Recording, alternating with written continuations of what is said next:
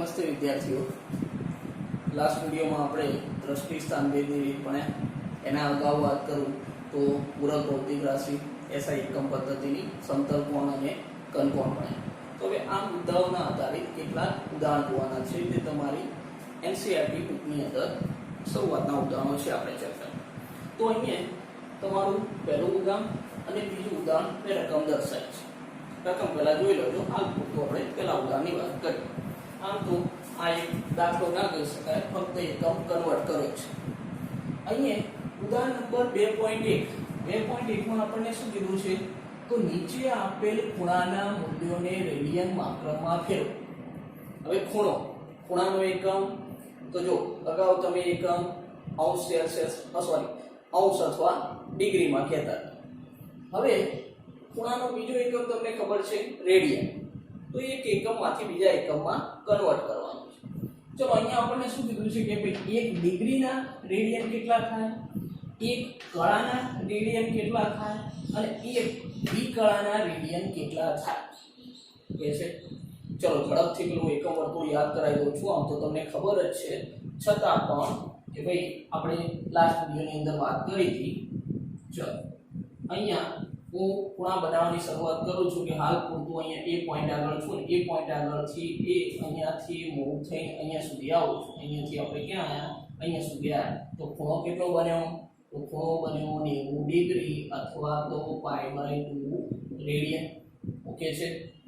ચલો અહીંયાથી અહીંયા સુધી આવ્યા, તો અહીંયા સુધી આવું છું તો એ અહીંયાથી આટલો ખૂણો બન્યો। ખૂણો કેટલો બન્યો 180 ડિગ્રી અથવા તો π રેડિયન। ડિગ્રી મૂકો તો 180, રેડિયન મૂકો તો π। ચલો અહીંયા સુધી આવ્યા, એ આટલે સુધી આવ્યા, ખૂણો કેટલો બન્યો 270 ડિગ્રી અથવા તો શું લખી શકીએ 3π/2 રેડિયન। ચલો રાઉન્ડ આખો પૂરો કરી એટલે કેટલું ફર્યા તો 360 ડિગ્રી ફર્યા। તો 360 ડિગ્રી ખૂણો થયો। જો આપણે રેડિયનમાં કહીએ તો કેટલા થયા 2π રેડિયન થાય, મતલબ એક વર્તુળ આખું પૂરું કરીએ એટલે 360 ડિગ્રી કહેવાય અથવા તો 2π રેડિયન કહેવાય। ખબર છે આપણને? અથવા તો ચલો આ સંબંધનો ઉપયોગ કરું કે ભાઈ 180 ડિગ્રી કો અથવા તો π રેડિયન કો, બંને વાત કેવી એકની એક। તો ડિગ્રી અને રેડિયન વચ્ચેનો સંબંધ, ડિગ્રી અને રેડિયન બંને ખૂણાના એકમ, આ બંને વચ્ચેનો સંબંધ મને ખબર છે। આનો ઉપયોગ કરી અને આપણે શું કરીએ તો ડિગ્રીને રેડિયનમાં ફેરવી શકીએ। ચલો ક્લિયર છે? આગળ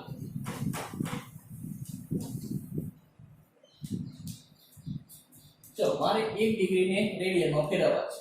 હવે મને ખ્યાલ છે કે ભાઈ 180 ડિગ્રી બરાબર π, બરાબર 180 ડિગ્રી કો એટલે કેટલા થાય π રેડિયન થાય। તો આપણે કેટલા 1 ડિગ્રીને ફેરવશું, 1 ડિગ્રી બરાબર કેટલા રેડિયન। ચલો ત્રિરાશી મૂકી દીધી, ચોકડી ગુણાકાર કરી દો, કેટલા થશે તો 1 ડિગ્રી બરાબર π ભાગ્યા 180 થશે। ચલો π નું મૂલ્ય કેટલું, હા 3.14, તો 3.14 લખું અથવા પોઈન્ટ પછીનો એક આંકડો વધુ લખું છું 3.142 ભાગ્યા 180। ચલો 3.142 ભાગ્યા 180 કર, કેલ્ક્યુલેટર લઈ બેસીએ ત્યારે દાખલાની ગણતરી થાય। મારે પણ કેલ્ક્યુલેટરની જરૂરિયાત છે। ચલો કેટલા છે 3.142 ભાગ્યા 180। ચલો આપણો જવાબ છે 0.174 રેડિયન।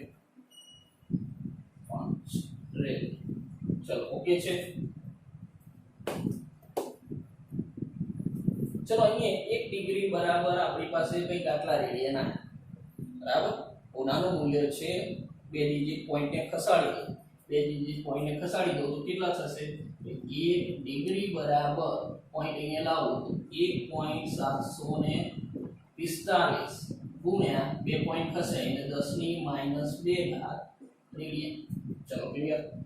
1 ડિગ્રીના રેડિયન કેટલા તો 1.745 ગુણ્યા 10⁻² રેડિયન।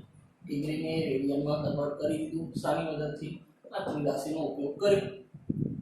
ચલો બીજો પ્રશ્ન શું છે આપણો? એક કળાને મારે શામાં ફેરવવું છે? રેડિયનમાં ફેરવવું છે. કળા પણ શાનો એકમ છે? તો એ પણ ખૂણાનો એકમ છે. ખૂણાનો મોટો એકમ ડિગ્રી, નાનો એકમ કળા, એનથી નાનો એકમ વિકળા. મૂળ મુદ્દે આ બધા ત્રણ અથવા ચોથું ચારે ચાર એકમ કોના? ખૂણાના. તો જ કન્વર્ટ થાય. ચલો હવે એક કળા, તો કળા અને ડિગ્રી વચ્ચેનો સંબંધ પહેલા તો ખબર હોવી જોઈએ. ચલો પહેલો પાર્ટ આપણો એ પૂરો થયો. અહીંયા બી પાર્ટની વાત કરીએ તો બી પાર્ટની અંદર પહેલા તો મને કળા અને ડિગ્રી વચ્ચેનો સંબંધ, તો 1 ડિગ્રી બરાબર કેટલા? તો 60 કળા. 1 ડિગ્રીની કળા કેટલી થાય? તો 1 ડિગ્રીની કળા 60. 1 ડિગ્રીની કળા 60 થાય તો એનો મતલબ જો 1 ડિગ્રીના રેડિયન કેટલા? મારે ફેરવવું તો શામાં છે? રેડિયન. તો 1 ડિગ્રીના રેડિયન કેટલા છે? r. અને 1 ડિગ્રીની કળા r. તો આ બંને ઉપરથી હું આવું લખી શકું કે ભાઈ 60 કળા બરાબર 1.745 ગુણ્યા 10 ની -2 ઘાત રેડિયન. જો આ 1 ડિગ્રી છે એની જગ્યાએ શું? તો 60 કળા મૂકી મુકાય ને, કેમ કે 1 ડિગ્રી બરાબર કેટલા? 60 કળા થાય. તો 60 કળા બરાબર આટલા રેડિયન ત્રિરાશી મૂકું છું. તો મારે તો કેટલા જોઈએ? 1 કળા. તો 1 કળા બરાબર કેટલા રેડિયન? ભાઈ 60 ડિગ્રી બરાબર આટલા રેડિયન, તો 1 કળા બરાબર કેટલા રેડિયન? ચલો 1 કળા કેટલા થશે? તો 1.745 ગુણ્યા 10 ની -2 ઘાત ભાગ્યા 60. ચલો ફરીથી ભાગાકાર કરી લો.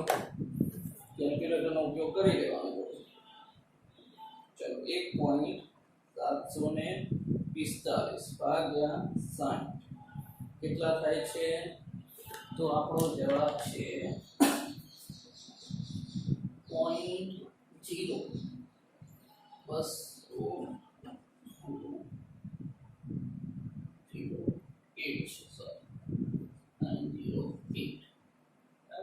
પાછી 10 ની -2 ઘાત તો ખરી 10 ની -2 10 ની -2 ઘાત સમાયું રેડિયન. ઓકે છે. ચલો એક કળા રેડિયનમાં ફેરવવી તો 1 કળા રેડિયનમાં આવી ગયો જવાબ. હજુ જો આને તમને ખબર છે કે ભાઈ આપણે જે પ્રમાણે અહીં કામકાજ કર્યું આટલું હોય પછી શું કરે 2 પોઈન્ટ ખસી ગયા તો ઘાતનો જવાબ લાવે. તો એ જ પ્રમાણે અહીંયા આપણે 2 પોઈન્ટ ખસી તો જો 2 પોઈન્ટ હવે 8 છે તો 5 થી વધુ મૂલ્ય છે એટલે જીરોના બંધ કરી દો. તો 2.91 ગુણ્યા 10 ની 2 પોઈન્ટ ખસે એટલે -2 છે. -2 છે બીજી -2 આવી એટલે કેટલી થઈ? -4 રેડિયન.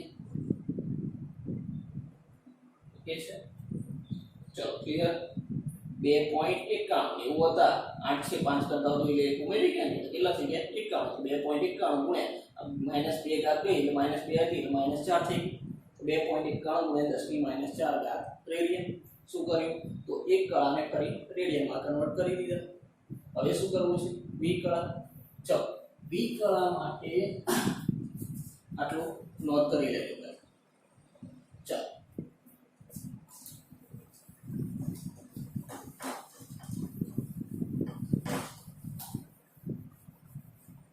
ચલો વિકળા માટે મને ખબર છે કે ભાઈ એક કળાના રેડિયન કેટલા છે? તો એક કળાના રેડિયન 2.91 ગુણ્યા 10 ની -4 ઘાત રેડિયન. ઓકે છે. એક કળાના રેડિયન આ રહ્યા.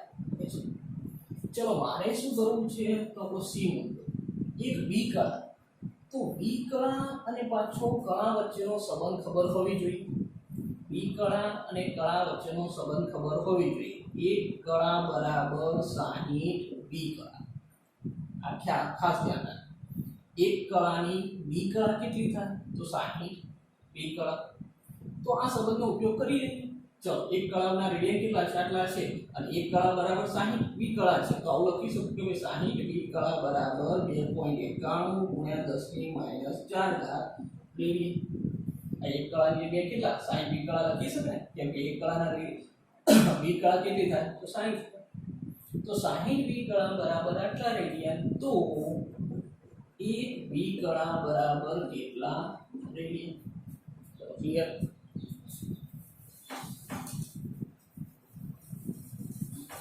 પાસે એક બી કળા, તો એક બી કળા બરાબર 2.91 ગુણ્યા 10 ની -4 અને સાઈન ક્યાં આયા છેદમાં. ફરીથી ગણતરી કરી બરાબર કેટલું થાય છે કેલ્ક્યુલેટર હાથમાં લઈ તો અહીંયા 2.91 ભાગ્યા 60 કેટલા હશે આપણી પાસે છે 0.0485 ગુણ્યા 10 ની -4 રેડિયન. ચલો એક બી કળાના રેડિયન આવી ગયા. હજુ આપણે પોઈન્ટ 2 ડિજિટ ખસી જઈએ તો શું થશે તો 4.85 ગુણ્યા 10 ની -4 આ પાછી -2 આવી ને એટલે કેટલી થશે -6 રેડિયન.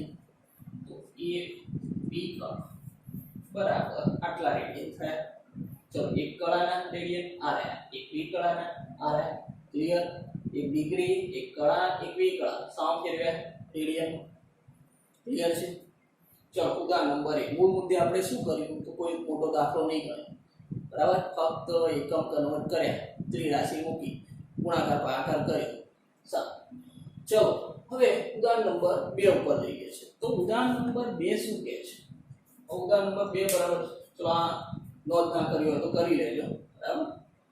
ઉદાહરણ નંબર 2 શું કહે છે? પહેલા તો ઉદાહરણ નંબર 2 ની રકમ તમારી સામે છે, રકમ પહેલા એકવાર વાંચી લેજો. અને હું તો કહું છું કે બને ત્યાં સુધી તમારું પુસ્તક લઈને જો આ કામકાજ સાથે લઈને બેસો તો સારી વાત છે. છતાં બી રકમ મેં લખી છે જોઈ શકો છો.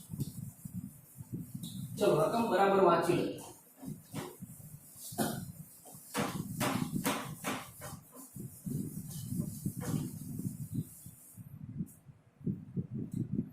રકમ વાંચતાની સાથે ક્યાંક દ્રષ્ટિ સ્થાનભેદની રીત યાદ આપવી જોઈએ.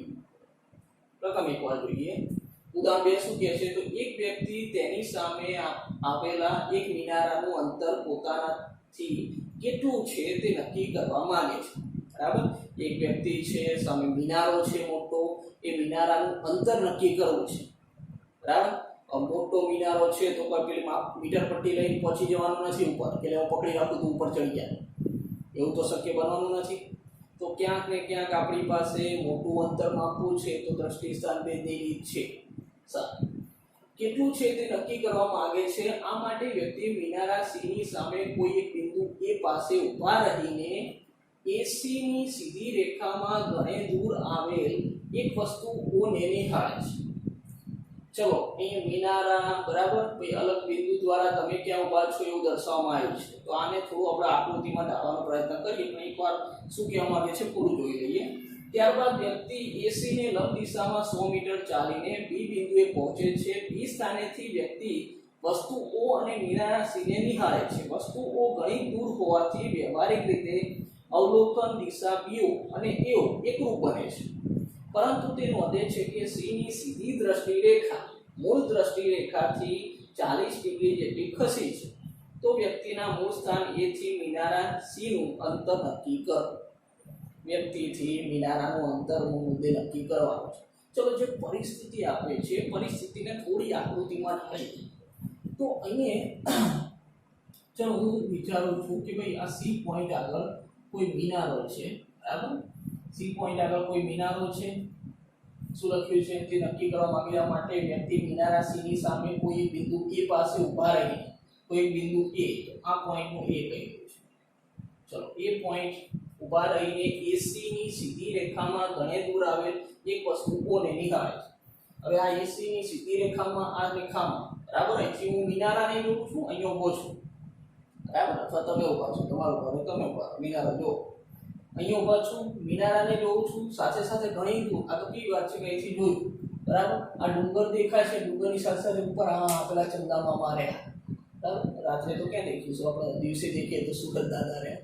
તો આપણે દૂરની વસ્તુ પણ જોઈ રહ્યા છીએ. તો અહીંયા એક પોઈન્ટ નોંધું છું O, જે કોઈ દૂરની વસ્તુ છે. દૂરની વસ્તુ એટલે એવું વિચારી લો કે ક્યાંક આપણે સૂરજ કે ગ્રહો હોય તો ઘણી દૂર છે એની વાતો કરી છે. હવે શું કીધું છે, નિહાળે છે ત્યારબાદ વ્યક્તિ એસી ને લંબ દિશામાં 100 મીટર ચાલીને બી બિંદુ પહોંચે છે. હવે આ જે એસી છે આને કમ્પ્લીટ લંબ એટલે 90 નો ખૂણો બને. એસી ને લંબ દિશામાં 100 મીટર ચાલીને બી બિંદુએ પહોંચે એટલે એ અહીંયાથી અહીંયા સુધી આ કેટલું તો 100 મીટર. જો કમ્પ્લીટ લંબ, બરાબર, કમ્પ્લીટ લંબ 90 નો ખૂણો બન્યો. તો એસી ને લંબ 100 મીટર ચાલી આ બી બિંદુએ પહોંચે. બી સ્થાનેથી વ્યક્તિ વસ્તુઓને અને મિનારા સિંહને નિહાળે છે. ચલો બી અહીંયા ઊભો તો ત્યારે મેં મિનારા જોયો, અહીંયાથી ઊભો તો આ મિનારો પર, આ મિનારો ઓહો આટલો દૂર છે. અને સાથે સાથે દૂર પેલા સુરત દાદા હતા એમને પણ જોયા, દૂરની વસ્તુ. હવે બી પોઈન્ટ આગળ મેં શું કર્યું તો બી પોઈન્ટ આગળ ફરીથી ત્યાંથી પેલા મિનારાને જોઉં અને સાથે સાથે પેલા સુરત દાદાને પણ જોઉં છું, ઘણી દૂરની વસ્તુ. તો અહીંયા એ આ સી પોઈન્ટને જોઉં, એ આ દ્રષ્ટિ રેખા સી પોઈન્ટ, ઓકે છે. અને આ દૂરની વસ્તુઓ છે. ચલો અહીંયા તો મેં બોર્ડમાં નજીક બતાવી, બોર્ડમાં તો ક્યાંથી દૂર બતાવું, એટલે અહીંયા તો મેં નજીક દર્શાવી. અહીંયાથી એ પોઈન્ટ આગળ ગોતો બી પોઈન્ટ, બંને સ્થળેથી મેં દૂરની વસ્તુ જોઈ. તો દૂરની વસ્તુ માટે ચલો બરાબર આ ઘણે દૂર છે એવું કહેવા માંગુ છું. અહીંયાથી આ પોઈન્ટ આગળ સી પોઈન્ટ આગળ બરાબર મિનારો છે. તો બી આગળથી જોઈ, બી આગળથી દૂરની વસ્તુને જોઈ. હવે દૂરની વસ્તુ માટે મેં જે દ્રષ્ટિ કિરણ દોરી છે કેવું દોરી છે, સમાંતર દોરી છે. જ્યારે અહીંયા બદલાય છે, અહીંયા કંઈક ખૂણો બની ગયો છે, બરાબર ને. તમને ખબર છે કે દ્રષ્ટિ સ્થાનભેદની રીત યાદ કરો. અવલોકનકાર અહીંયા છે, વસ્તુને જોવે છે. ત્યારબાદ એક અવલોકનકાર અહીંયા છે, વસ્તુને જોવે છે. બંને અવલોકનકારમાંથી જે દ્રષ્ટિ રેખા નીકળે છે, વસ્તુ આગળ જે ખૂણો બનાવે છે, એ આપણો દ્રષ્ટિ સ્થાનભેદ કોણ. ક્લિયર? તો અહીંયા હવે સાંભળો, હવે આ દૂરની વસ્તુ છે, તો દૂરની વસ્તુ આગળ તમને એવું થતું હશે કે એ અને બી, તો આ બે કિરણો આમ લેવા જોઈએ. આ બે કિરણો જેમ અહીંયા ખૂણો બન્યા, અહીંયા ઉભા હતા, એકવાર અહીંથી આમ, આ બે દ્રષ્ટિ રેખા અહીં ભેગી થઈ, તો આ બે અહીંયા ભેગી થવી જોઈએ. પણ આ ઘણી દૂર છે માટે મેં સીધી કરી દીધી. તો આ વસ્તુ બરાબર સમજજો. ચલો આમને એક ઉદાહરણ પણ આપું છું. ચલો એવું વિચારો કે ચલો એક આપણે નોર્મલ ઉદાહરણ લઈ લઈએ કે સૂરજ અને ચંદ્ર. આપણે જ્યારે આકાશ તરફ જોઈએ છીએ, સૂરજ અને ચંદ્ર બે સાથે તો ના દેખાય, પણ જ્યારે તમે સૂરજ અને ચંદ્રને દેખો છો તો બંને તમને સરખી સાઈડ લાગે, કારણ કે બંને સરખા ગોળ રાઉન્ડ છે. બંને સરખા છે ના, એકની સાઈઝ બહુ મોટી છે, સૂર્ય ચંદ્ર કરતાં ઘણો મોટો છે, પણ બંને આપણને તો સરખા જેવા જ લાગે છે. કેમ? તમે જવાબ આવશો કે સાહેબ એમાં શું, ચંદ્ર તો નજીક છે તો આપણો કુદરતી ઉપગ્રહ છે, જ્યારે સૂર્ય તો ઘણો બધો દૂર છે. તો દૂરની વસ્તુ હોય એ આપણને કેવી દેખાય? નાની દેખાય.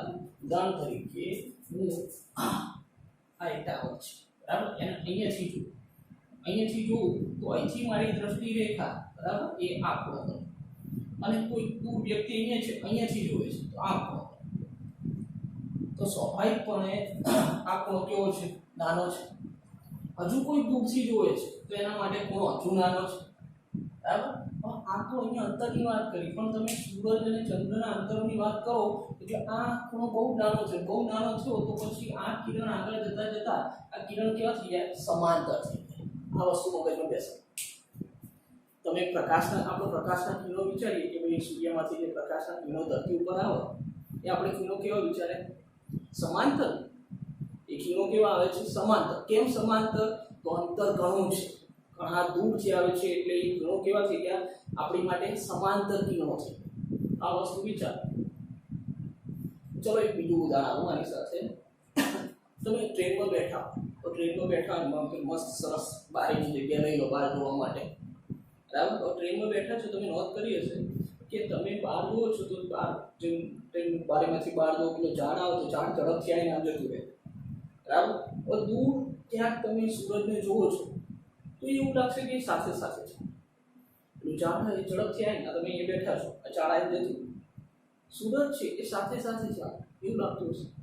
તો કેમ? તો અહીંયા પણ તમારી ગાડી મૂવ થઈ રહી છે, તમારી ટ્રેન ચાલી રહી છે, એટલે તમારું શું થાય છે? અવલોકન સ્થાન બદલાતું જાય છે. તમારું અવલોકન સ્થાન જગ્યા બદલાતી જાય છે. તો એ બંને જગ્યાથી એની ઉપર જે દ્રષ્ટિ કિરણ જાય છે, જે ખૂણો બને છે, તો એ ખૂણો ઝાડ માટે કેવો છે? એ પહેલા ટ્રેન સમજી લો, ટ્રેન આટલે હતી, બરાબર, આમ જઈ રહી છે, આટલે હતી ત્યારે તમે જોયું, આટલે આવી ત્યારે તમે જોયું, તો આ જે ખૂણો બન્યો એ ખૂણો મોટો છે કમ્પેર ટુ સૂરજ. સૂરજ સાથે ખૂણો બનાવ્યો એ ખૂણો કેટલો બહુ જ નાનો છે.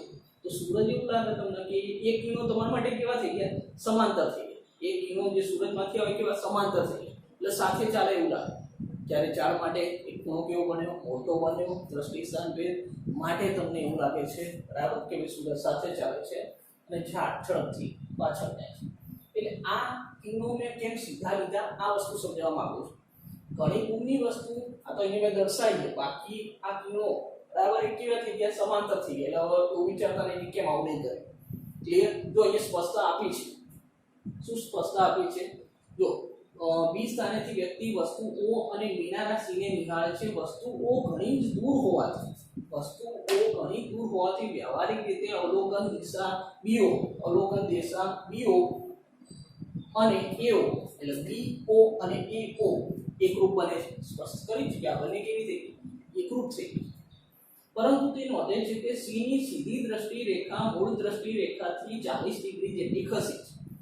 હવે આ C ની જે સીધી દ્રષ્ટિ રેખા બરાબર અહીંયાથી જે સીધી દ્રષ્ટિ રેખા મૂળ દ્રષ્ટિ રેખાથી 40 ડિગ્રી ખસી, એટલે આ ખૂણો આ જે સીધી દ્રષ્ટિ રેખા મૂળ આ અહીંયા પેલા દૂરની વસ્તુ અને પછી મિનારાને જો તો કેટલા ખસ્યા, તો અહીંયા થીટા બરાબર 40 ડિગ્રી ખસ્યા. ઓકે છે? ચલો આકૃતિની ભૂમિતિ બરાબર જોજો. ક્યાં યુગ્મ કોણની જોડ યાદ આવે, છેદ A આ છેદ B બરાબર આ છેદ B. તો આ થીટા છે તો આ પણ કેટલો થશે, થીટા થશે કેટલો 40 ડિગ્રી. તો અહીંયા આપણી પાસે આ રહ્યો આપણો દ્રષ્ટિ સ્થાન કે કોણ કેટલો છે, 40 ડિગ્રીનો છે. ચલો અહીંયા મારે શું કરવું છે, તો મારે તો મિનારો કેટલો લાંબો છે, મિનારાની લંબાઈ જોવી છે.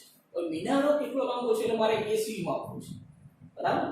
મૂળ સ્થાન A થી મિનારા C નું અંતર નક્કી કરો, AC નક્કી કરવું છે.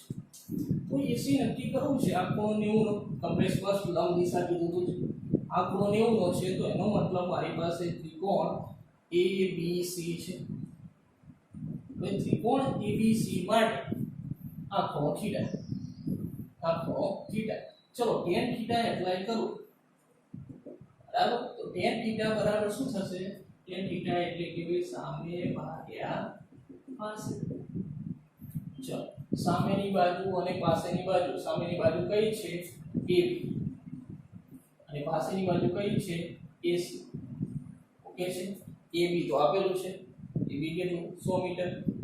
AC મારે શોધવાનું છે, થીટા મને આપ્યો છે. ક્લિયર?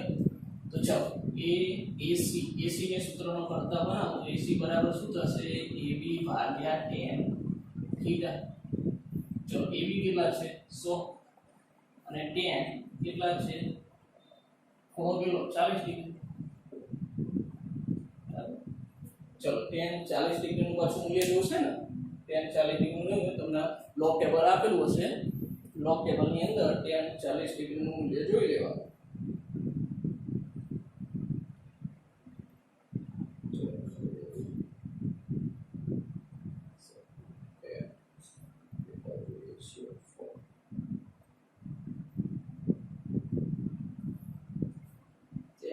જોઈએ છે 1.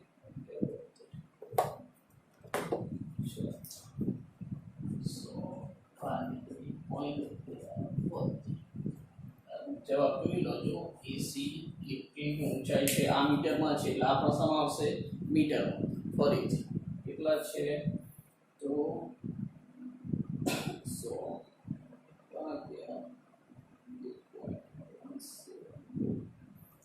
આપણી પાસે ઊંચાઈ કઈ કેટલી છે તો ઊંચાઈ 89.509 મીટર. ચલો ક્લિયર? તો અહીંયા જે મિનારાની ઊંચાઈ AC કેટલી આવી 89.50. ક્લિયર? અથવા તો તમે એપ્રોક્સિમેટલી કરીને કેટલા 90 પણ લખી શકો. કોઈ એમ કે 89.500 જેટલી હોય બરાબર, તો અંદાજિત આપણે શું કરી શકીએ કે ભાઈ AC બરાબર એ એપ્રોક્સિમેટલી કરી દઉં છું 90 મીટર. AC બરાબર 90 મીટર પણ લખી શકો. ચલો ક્લિયર. મેઇન વસ્તુ દ્રષ્ટિ સ્થાન ભેદની રીત યાદ રાખ, બરાબર, તો કામ સરળ થશે. હજુ દ્રષ્ટિ સ્થાન ભેદની રીતના આપણે બીજા ઉદાહરણ જોવા છે, બરાબર. ઉદાહરણ નંબર 3 અને 4, ચલો એ જોઈ લઈએ.